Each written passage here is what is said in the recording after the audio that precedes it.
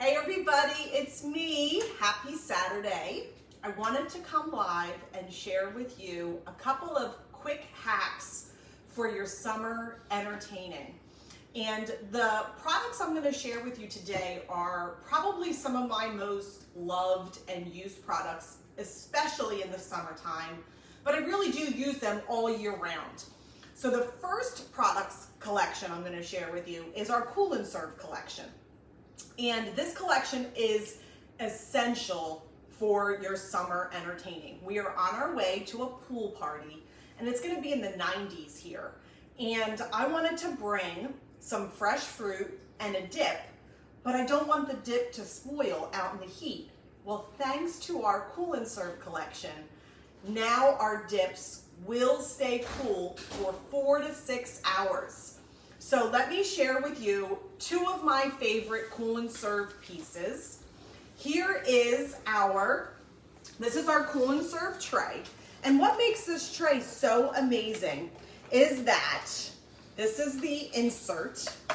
It comes with 2 cooling packs. On the one side is for your deviled eggs, if you like to make deviled eggs. But on the flip side, it's flat. And these cooling inserts go in the freezer, and then this is what keeps your food cold for 4 to 6 hours, even in the 90-degree heat, okay? So I have in here some cantaloupe, some honeydew from some fresh strawberries and raspberries, and I'm gonna cut up a watermelon, or a pineapple, using our pineapple wedger. But before I do that, I want to share with you my second favorite piece of our Cool and Serve collection. And this is our 1-quart Cool and Serve bowl. We do have a 2.5-quart bowl that's perfect for your pasta salad, your macaroni salad. But this 1-quart bowl is perfect for your dips. So again, we have the cooling pack, the cooling insert that I already had in the freezer. And this is going to keep the dip cold for 4 to 6 hours. So this is a margarita dip, so easy to put together. I'm gonna post the recipe in the comments, but I wanna know, what do you like to dip your fresh fruit in? Are you a simple whipped cream, chocolate, Greek yogurt, or do you like to experiment and do more creative things? This is one of my favorites. Again, it's the margarita dip. Super easy. You start with a brick of cream cheese. You can use the Newfoundland cheese if you want to kind of make it low fat. It is lime juice, orange juice, lime zest, a little bit of powdered sugar, and I made homemade whipped cream. You can use store-bought Cool Whip if that's what you prefer, but I had some heavy whipping cream and I just used our whipped cream maker, made some fresh whipped cream, folded that in, and this is what you get, margarita dip. Now, if you wanted to add some tequila, you can do that. I did not, because I knew that the kids at the pool party were gonna be snacking on this, so I left the alcohol out. So our dip is done. This is our 1-quart Cool and Serve. Absolutely love it. So now to show you the next product that I absolutely love, and that is our pineapple wedger. So you might be always, when you go to the grocery store, you one that usually buys the pineapple that's already peeled and wedged for you. They usually tack on a charge on those, $1 or $2. So I'm going to show you how easy it is to wedge and peel your own pineapple when you have the right tool, our pineapple wedger. But before I do that, I want to share some tips with you about how to pick a ripe pineapple. Because some of you might be going to the grocery store and you're like, I don't know how to pick a ripe pineapple. The first thing that you want to do is you want to look for the circles, or what they call the eyes of your pineapple. You want them to be pretty uniform in shape, okay? The next thing is you want to smell the bottom. And if it smells sweet, like a pineapple, it's ready, it's ripe, okay? The third tip, now this doesn't always work, is if you pull one of the center leaves and it comes out easily, that means it's ripe, okay? Now, once you get your pineapple home and you leave it on the counter and maybe all of your eyes are really, really green, that means it's underripe. You want some of your eyes to be brown, okay? So if your pineapple is all green and you want it to set on your counter to ripen, once you start to see some brown eyes, you can put it in your refrigerator. And one last tip I want to share with you is when you put it in your refrigerator, put it in upside down, okay? Rest it on its top. Because what happens when it's sitting on the counter or it's sitting at the grocery store, all the sugars of your pineapple is actually coming to the bottom, which is why the bottom ripens faster than the top.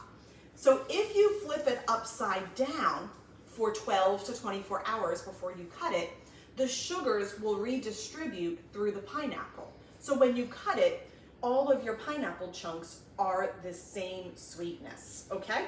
So those are a few tips for you. So now how do you cut a pineapple so it's super easy? The first thing you want to do is you want to cut off the top.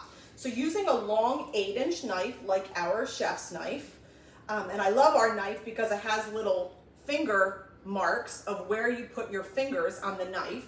You just want to take your knife and you want to cut off the top of your pineapple.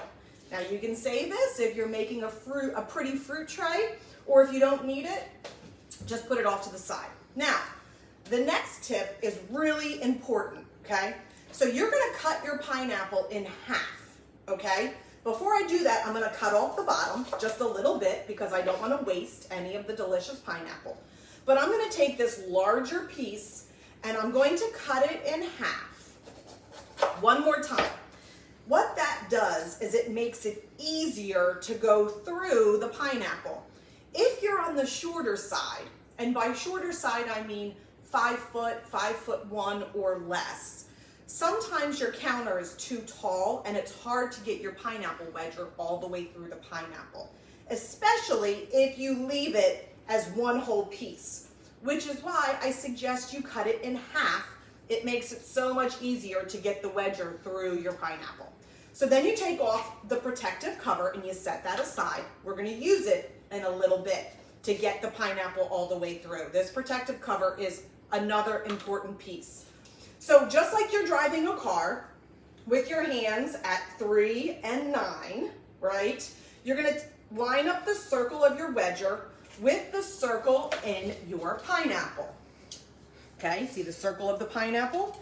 And now I'm going to rock the wedger all the way down, okay? Now, it's not all the way through, as you can see. It hasn't gone all the way through. Look at all the juice coming off.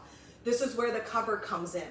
Put the cover on your cutting board, and now you're going to snap it the rest of the way through so that the peel comes right off, okay? So there is one of our pineapple halves. Now you have 2 perfect pieces of pineapple that I'm going to cut into chunks for our fruit tray. What do you do with this? Don't throw it away. Put it in your water so you can have some pineapple infused water. Or if you like mixed drinks, put it in your mixed drink. Or you can freeze them, okay? So let's do this one more time. We have our second pineapple. We put these in the trash. Here's our second. Remember, line up the hole with the hole in the pineapple. And now we're going to rock, rock, rock, rock, rock. Put the cover underneath and snap it the rest of the way through. And now our peel is completely off of our pineapple. Okay, so I hope you enjoyed this recipe demonstration. And if you have any of these products, I would love to hear from you. Comment down below if you have any of our Cool and Serves, what you use them for, if you have our pineapple wedger, and if you need anything at all, I hope you'll reach out to me. Bye everyone.